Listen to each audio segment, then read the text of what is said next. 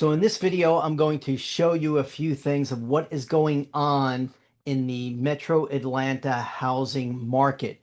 So I'm going to get right into this and share my screen and take a deep dive into some of the statistics, the important and critical statistics as we consider what's going on in Metro Atlanta housing. So I have a chart here that is showing the median sales price. So the median has remained at its historical high in the high $400,000 range. And if we look at the average sales price of homes, it is also still at the historically high in the low $500,000 range. Um, a few things before I get into the month supply, which is one of the most surprising or dramatic changes. I wanted to show you a couple of other things, but the point in this chart with the median and now showing the average sales price is that inflation has caused prices all across the board, not just in housing, groceries, transportation, everything. Prices are inflated. And I don't believe that we're going to see a decrease in anything uh, that has been inflated, any pricing that has been inflated, whether it is housing or groceries or whatever. And I think the solution to the issue that we're dealing with right now is an increase in wages. So right now we are in living in a time of financial uncertainty, and the way things have developed in 2025, that uncertainty hasn't dissolved. There's still a lot of uncertainty that people have economically about their own situation, and their inability or the unaffordability of housing is a major factor. Um, so I'm going to show you another statistic here. Now, this is a chart showing the closed sales. Now, I projected a year ago that 2025 would probably have an average number of homes that sold each month between 4,000. I didn't think it would go below 4,000 in any month, and I didn't think it'd go above 8,000 in any month. That was the range I had. I thought it was just kind of going to remain flat, and I was absolutely right about that. If anything, we've had fewer closed sales, and actually, as I look at this chart, this is the lowest in 5 years that we have experienced, the lowest number of home sales. And actually, I'm going to zoom out and give you the maximum chart. So this chart, we have not seen the high this low before. So the highest months are usually June and May or June, sometimes July, but usually May or June, almost always June actually. Um, and this year peaked in May at 7,100 home sales in the month of May. And we have not seen a high of any year since then, since July of 2014. So we're looking at an 11-year low in the volume of home sales. Now, this is purely the number of sales, has nothing to do with pricing. Pricing is at the historical high, but the number of sales has decreased significantly and is at an 11-year low. And this is what we're experiencing. Homes are sitting on the market. Not all homes. Some homes sell quickly, and some are staying on the market longer. And I want to comment on that fact a little bit. Uh, there seems to be no rhyme or reason why one house will sell and another house doesn't. Now, in general, we can say, with a lot of certainty, most of the time, that one house doesn't sell because it's not as good of a condition, or it's not priced right, or it's overpriced, and that certainly is true. But it seems a little bit. It's not exactly like that right now. We see homes on the market that should sell quickly when another one sells quickly, but that one doesn't. And there's not that it's overpriced necessarily or it's in bad condition. Uh, the issue is that the volume of buyers are just not in the market. So when the few buyers see something they like, they go ahead and purchase it, but there's just not enough buyers to buy everything. that is available.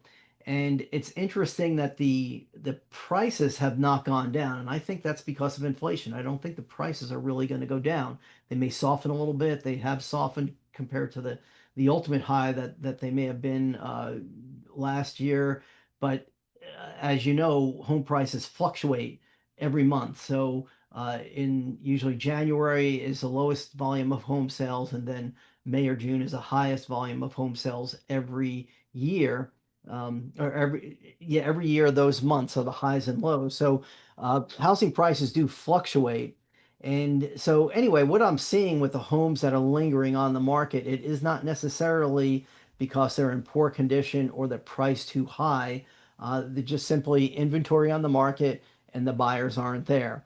So kind of an analogy that I've seen in right after COVID, nobody was buying vehicles, and there was a supply chain um, a glitch that exasperated that whole situation. But vehicles just stayed on the lot for a long period of time. It wasn't that those vehicles lost value, but buyers were just not buying, and that's what we're experiencing. It's an anomaly. How long this is going to last, I'm not going to predict.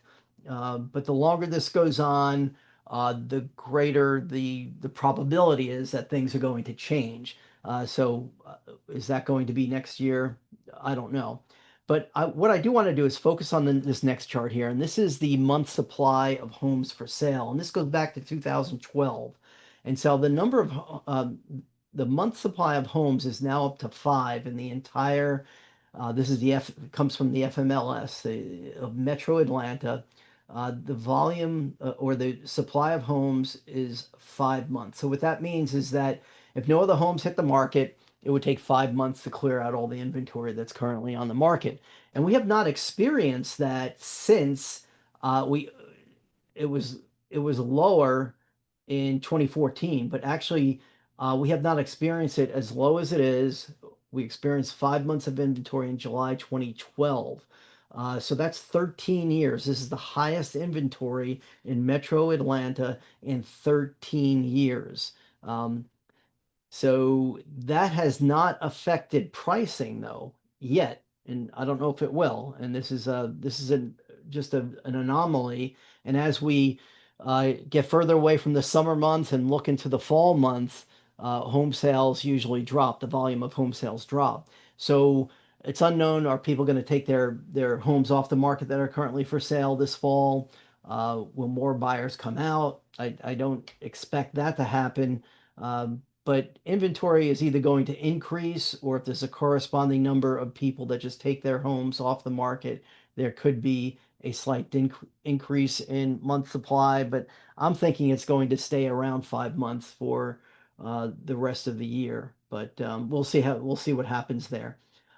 So a statistic here in this chart right here is the percentage of list price, what a home sold for compared to the average percent of the list price. So if somebody's um, asking $500,000 for their home and it sells for 500,000, that's 100% of the list price. But if it sells more than five, it's more than 100%. If it sells less than 500,000, it's less than 100,000 off of the list price. So you can see that it was kind of after the recovery in 2014, 15, 16, it kind of stayed steady that most houses sold for about 98% of what the asking price was. And then during the coronavirus years, it really shot up to 102%. Let's see, the high point was 102.8% in May of 2022. So that whole area where I'm indicating on the chart, I'm kind of circling the cursor there right now. That is an anomaly of that houses sell for more than 100%. And you could see this line right across is a 100% line. So we're below 100%. This is normal. What we're experiencing now with homes selling for 98.4% of their asking price is a change off of the 102% that homes were selling for just a couple of years ago. But this is not an indication of a problem with housing, that housing is crashing or the prices are crashing. It's just a statistic, that shows that we are more in a normal market where there's a little bit of equilibrium between buyers and sellers. However, the month supply lead me to indicate that this is becoming more of a buyer's market. Uh, but it's interesting that the buyers are just not coming out. This would be a good time to buy a home, but I think a lot of people don't consider the fact that home prices are going to stay high. It's most likely that home prices will stay high and wages will increase to to to help out the economy, to for things to be equal, for things to become more affordable. Wages will increase and prices aren't going to crash. So in a lot of buyers' minds, what are they thinking? Are they thinking, well, I'm waiting for that raise to come into place at my job, and then I'll go looking at houses again? Or is there a mental block saying, oh, housing is too high, we're going to wait for prices to come down? Whatever is going on in the minds of buyers, uh, the fact remains that they are just not coming out in great numbers. There are buyers. Homes do sell. There's between 4 and 8,000 homes on average that sell every month in the metro Atlanta area. It's right about 6,000. I actually want to go back to that closed sale. So recently it was 7,100. In July, it was 6,300 homes that sold. So let's just say on average about 6,000 homes per month sell in the Atlanta area. So there's plenty of home sales, not at a historical high. It's kind of an average, but there are homes selling. It's not like the market is completely dead. Um, Days on market. I want to show you this. Now, this is a very important statistic. This is how long does a is a property listed for sale before it goes under contract. And we're back to kind of what it normally was, between 20 and 30. You can see on the sidebar here that it's 26 days for the entire metro area. It recently went up to a high of 37 days, and this is the median number of days on the market. If we go to the average, that's more. So the average days on market as of July 2025 is 43 days. The recent high was 54 days.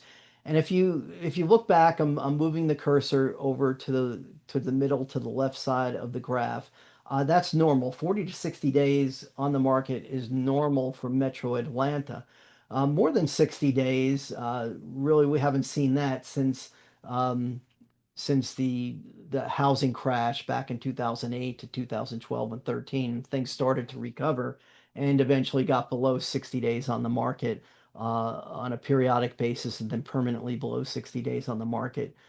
Probably since the last time it was above 60 days was February of 2017. So it's been a while. So 40 to 60 days on the market is what we're experiencing now, and this is normal.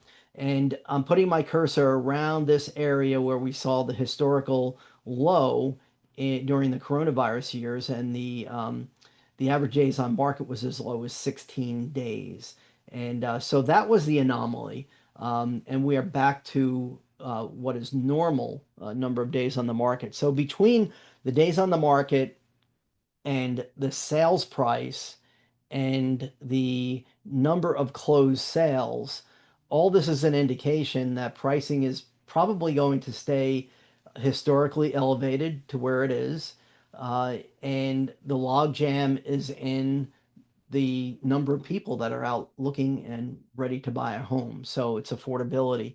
Anyway, I just wanted to give you that update. Now, stay tuned. If you're an investor in our fund, you can continue watching. I'm gonna edit this video for public consumption, but